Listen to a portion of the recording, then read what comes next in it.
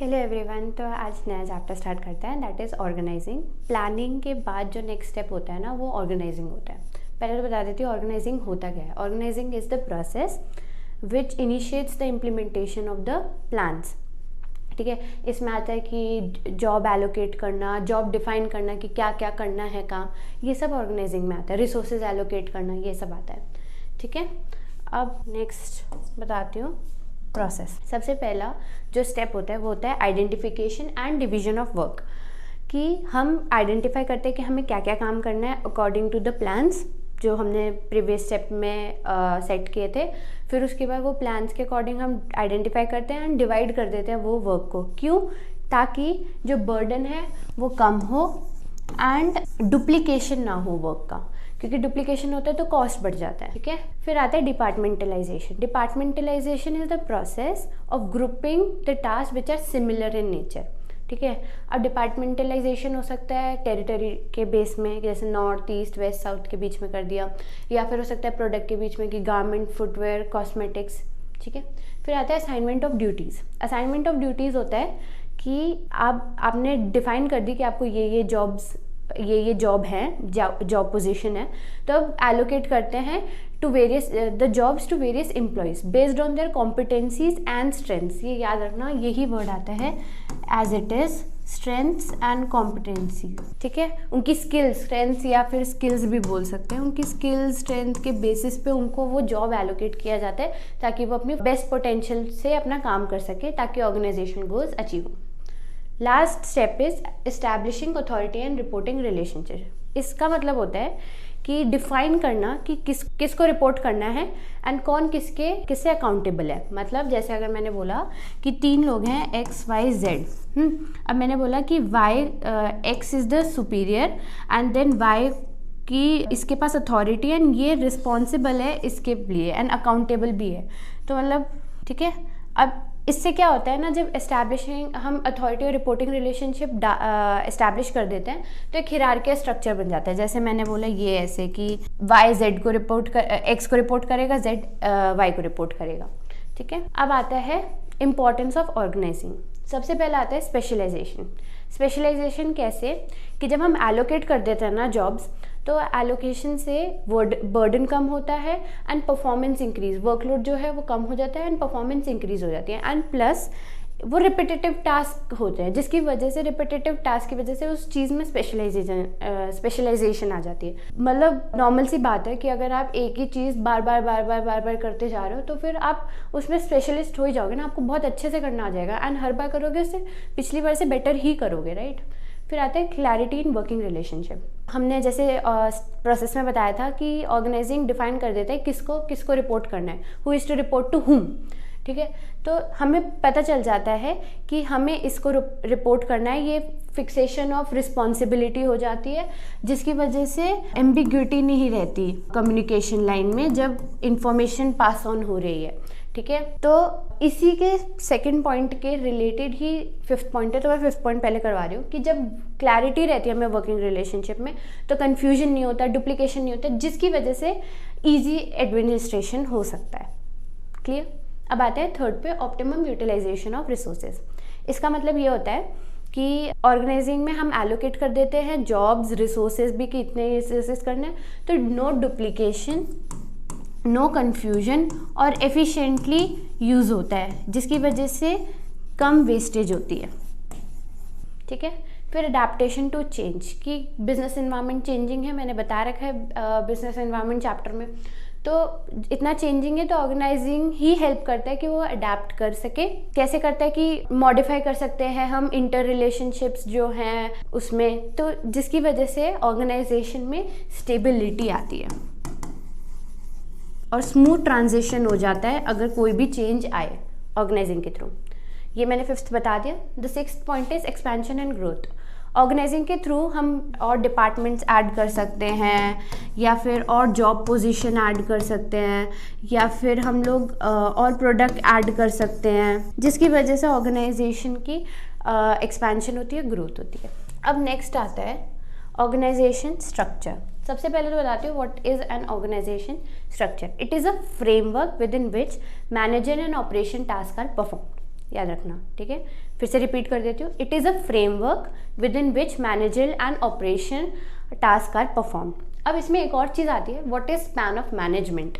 Span of management होता है कि एक सुपीरियर के अंडर इफेक्टिवली कितने सबऑर्डिनेट्स मैनेज हो सकते हैं।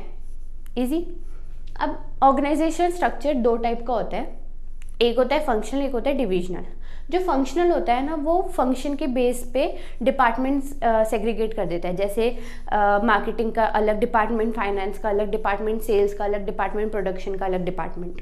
जो डिविजनल होता है ना, वो करता है based on product line. Product line मतलब कि अगर एक ही ऑर्गेनाइजेशन गारमेंट्स भी बना रही है, फुटवेयर भी बना रही है, कॉस्मेटिक्स भी बना रही है, तो इन सब के अलग अलग डिविजन्स बन जाते हैं कि फुटवेयर अलग डिवीजन होता है, गारमेंट अलग डिवीजन होता है, एंड कॉस्मेटिक्स अलग डिवीजन होता है।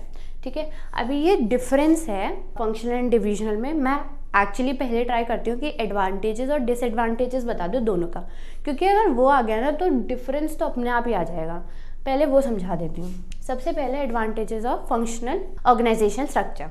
सबसे पहले ऑक्यूपेशनल स्पेशलाइजेशन। ऑक्यूपेशनल स्पेशलाइजेशन को हम फंक्शनल स्पेशलाइजेशन भी बोल सकते हैं, क्योंकि एक एम्फेसिस हम देते हैं सेपरेट फंक्शंस पे, कि फाइनेंस पे अलग एम्फेसिस मिल रहा है, मार्केटिंग पे अलग मिल रहा है, सेलिंग पे अलग मिल रहा है, तो उनको एम्फेसिस देते हैं तो फंक्शनल स्पेशलाइजेशन हो जाता है हमारा। और परफॉर्मेंस भी इम्प्रूव होती है, क्योंकि हम वही टास्क कर रहे हैं जो हमारे फंक्शन में है, सिमिलर टास्क परफॉर्म कर रहे हैं। फिर आता है coordination. Coordination with in the department. क्या ये एक और पॉइंट है, क्योंकि डिसएडवांटेज में भी आता है कि कोऑर्डिनेशन नहीं होती, तो मैं डिफरेंस बता रही हूँ। ये होता है विद इन द डिपार्टमेंट, कि सिमिलर टास्क परफॉर्म होते हैं तो इजीली कोऑर्डिनेट और कंट्रोल कर सकते हो आप एक डिपार्टमेंट में। इंक्रीजिंग मैनेजर एफिशिएंसी, कुछ नहीं है, मैनेजर एफिशिएंसी इंक्रीज हो जाती है, ऑपरेशनल एफिशिएंसी इंक्रीज हो जाती है, जिसकी वजह से प्रॉफिट इंक्रीज हो जाता है।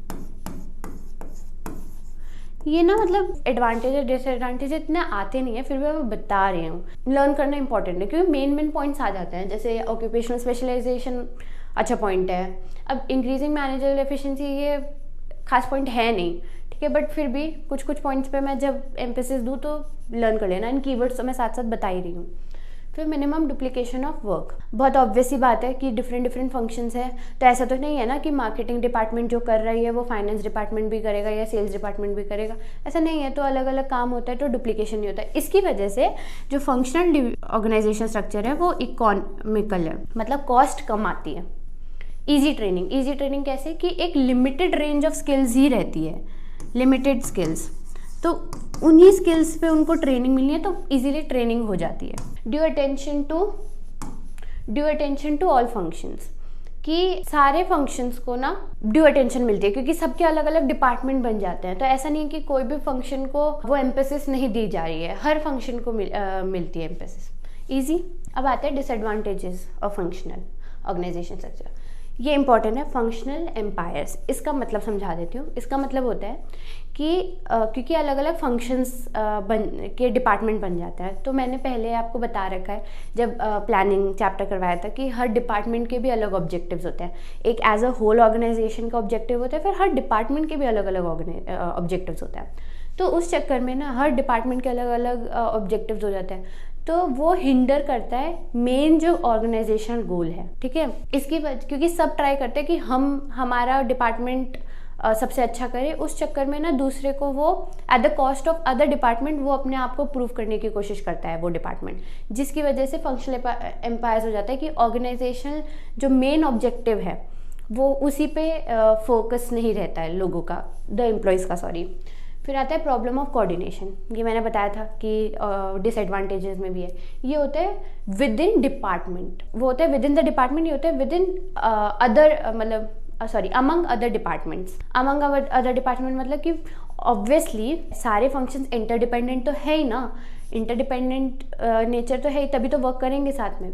तो इन्फॉर्मेशन तो पास ऑन करनी है, और वो इन्फॉर्मेशन इधर से उधर पास करने में ही कोऑर्डिनेशन में प्रॉब्लम आ जाती है। कॉन्फ्लिक्ट ऑफ इंटरेस्ट कैसे आ सकता है कि हर डिपार्टमेंट का अलग अलग वे होगा ऑफ हैंडलिंग द प्रॉब्लम। जैसे फॉर एग्जांपल सेल्स डिपार्टमेंट बोल रहा है कि आपको डिज़ाइन में, प्रोडक्ट के डिज़ाइन में थोड़ा चेंजेस लाने पड़ेंगे एंड प्रोडक्शन डिपार्टमेंट कह रहे हैं कि नहीं ये design it's difficult for us to do that, या फिर मार्केटिंग डिपार्टमेंट कह रहे हैं कि सेल्स इंक्रीज़ करनी है तो हमें इंसेंटिव्स एंड डिस्काउंट्स देना पड़ेगा कस्टमर्स को, बट फाइनेंस डिपार्टमेंट बोल रहा है कि नहीं लॉस हो जाएगा ऑर्गेनाइजेशन को, तो इस चीज़ में कॉन्फ्लिक्ट्स आ सकती हैं। फिर आता है इनफ्लेक्सिबिलिटी कि क्योंकि मैंने बताया था लिमिटेड रेंज ऑफ स्किल्स ही होती है, सिमिलर टास्क परफॉर्म करते हैं, तो इससे ना नैरो पर्सपेक्टिव आ जाता है उन लोगों का जो एम्प्लॉयज़ है। एंड बिगेस्ट डिसएडवांटेज कि जो इसके अंदर, मैं ऐसे लिख रही हूँ, जो इसके अंदर काम करते हैं ना वो ट्रेनिंग नहीं ले सकते फॉर हायर पोजीशन। क्यों नहीं ले सकते? क्योंकि ऑब्वियस सी बात है वो सिर्फ एक फंक्शन पे ही एक्सपीरियंस गेन कर सकते हैं। एक प्रोडक्ट के हर फंक्शन पे उनका एक्सपीरियंस नहीं होता है, एक पर्टिकुलर फंक्शन पे ही उनका एक्सपीरियंस गेन होता है। अब आते हैं एडवांटेजेस ऑफ डिविजनल वाला कि हम जैसे मैंने बताया था प्रोडक्ट के बेसिस पे हम लोग ग्रुप कर देते हैं जॉब्स को। तो सबसे पहला तो प्रोडक्ट स्पेशलाइजेशन, क्योंकि अब अलग अलग प्रोडक्ट के अलग अलग डिविजन्स है, इनको डिविजन्स बोलते हैं, ओके, अलग अलग डिविजन्स बने हुए हैं, तो ऑब्वियसली एक प्रोडक्ट में तो वो स्पेशलाइज हो ही जाएगा ना बंदा, अगर वो डिविजनल हेड है उसका तो उसको हर फंक्शन के बारे में एक्सपीरियंस गेन होगा। एंड इसकी वजह से वो हायर परफॉर्मेंस के लिए हायर जॉब पोजीशन के लिए वो अप्लाई कर सकता है, क्योंकि वो हर फंक्शन में, एक प्रोडक्ट के हर फंक्शन में एक्सपीरियंस गेन कर सकता है, कर लेता है। फिक्सेशन ऑफ रिस्पॉन्सिबिलिटी कि आप इजीली रिस्पॉन्सिबिलिटी फिक्स कर सकते हो, क्योंकि जो डिविजनल हेड होता है वही अकाउंटेबल होता है for the revenue, for the profit, for the cost of उसकी प्रोडक्ट लाइन का, उसकी डिवीजन का। तो रिस्पॉन्सिबिलिटी फिक्स हो जाती है। कैसे कि अगर कुछ भी परफॉर्मेंस पुअर आ रही है तो हम उस डिवीजन को ब्लेम कर सकते हैं और फिर करेक्टिव एक्शन उस पर ले सकते हैं। Not in case of functional organisation structure. Functional structure में क्या हो जाता है कि अलग अलग फंक्शंस है, किसको ब्लेम करेंगे? हमें क्या पता कि किस फंक्शन की वजह से पूरे ओवरऑल ऑब्जेक्टिव फुलफिल नहीं हुआ, है ना। फिर आता है थर्ड, फ्लेक्सिबिलिटी, कि डिवीजन में फ्लेक्सिबिलिटी रहती है कि इनिशिएटिव ले सकते हैं, क्विक डिसीजन मेकिंग हो सकती है। कैसे क्विक डिसीजन मेकिंग हो सकती है कि जो डिविजन्स है ना वो ऑटोनॉमस यूनिट की तरह एक्ट करते हैं, वो जल्दी जल्दी अपना अलग ही है। मतलब अगर एक प्रोडक्ट लाइन गारमेंट्स की, एक प्रोडक्ट लाइन फुटवेयर की है, तो वो अलग अलग वर्क कर रहे हैं, वो ऑटोनॉमस है, उन दोनों को एक दूसरे से कम्युनिकेशन पास नहीं करनी है, जिसकी वजह से easy and quick decision making होती है। फिर आता है एक्सपेंशन एंड ग्रोथ, कि हम डाइवर्सिफिकेशन ईजिली कर सकते हैं और प्रोडक्ट लाइन हमें ऐड करनी है, हम ईजिली कर सकते हैं विदाउट डिस्टर्बिंग जो एग्जिस्टिंग डिपार्टमेंट्स हैं। फिर आता है डिसएडवांटेजेस ऑफ डिविजनल स्ट्रक्चर। सबसे पहले तो कॉन्फ्लिक्ट्स, कि एलोकेशन ऑफ फंड्स के को लेके कॉन्फ्लिक्ट्स आ सकते हैं कि हमें ज़्यादा फंड चाहिए, हमें कम फंड, मतलब हमें ज़्यादा फंड चाहिए, इस चीज़ में प्रॉब्लम आ सकती है, कॉन्फ्लिक्ट्स हो सकता है। फिर second, more cost. More cost कैसे? क्योंकि इधर होता है डुप्लीकेशन। अगर कॉस्मेटिक्स और गारमेंट का प्रोडक्ट लाइन है तो कॉस्मेटिक्स में भी फाइनेंस, मार्केटिंग, सेलिंग, प्रोडक्शन होगा, इधर भी मार्केटिंग, सेलिंग, गारमेंट में भी मार्केटिंग, सेलिंग, प्रोडक्शन, फाइनेंस सब होगा, जिसकी वजह से डुप्लीकेशन होता है एंड कॉस्ट बढ़ जाती है। एज कम्पेयर टू फंक्शनल, उधर इकोनॉमिकल रहता है क्योंकि डुप्लीकेशन होता ही नहीं है।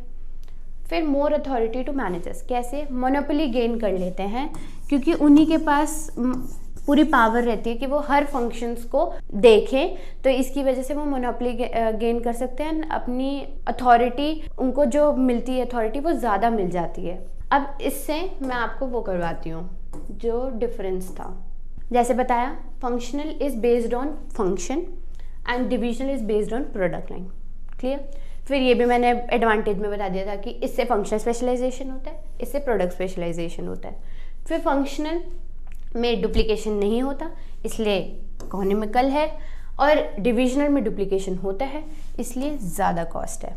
एक और पॉइंट था कि इसमें मिक्स कर दिया कि आप रिस्पॉन्सिबिलिटी इधर फिक्स नहीं कर सकते कि हम, जैसे मैंने बताया था डिसएडवांटेज में इसके, कि हम कैसे बता सकते हैं कि इसकी गलती थी, इसकी गलती थी इस डिपार्टमेंट की, नहीं बता सकते। बट इधर हम इजीली फिक्स कर सकते हैं क्योंकि हमें पता है कि ये पूरे डिवीजन की परफॉर्मेंस आई है तो यहीं पे गलती हुई है। ठीक है।